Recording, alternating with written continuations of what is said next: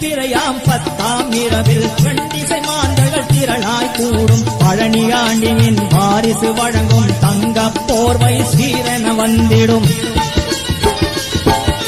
பழனி ஆண்டியின் வாரிசு வழங்கும் தங்க போர்வை சீரென வந்திடும் தஞ்சை மன்னன் அரண்மனை போர்வை வாரிசு சாஹிப் தந்தே மகிழ்ந்திடும் நாகை ஜமாத்து யாவரும் கூடிட கூட்டுடன் நடந்து நாகூர் நகரம் வந்தே சேர்ந்திடுமே இங்கே வந்தே சேர்ந்திடுமே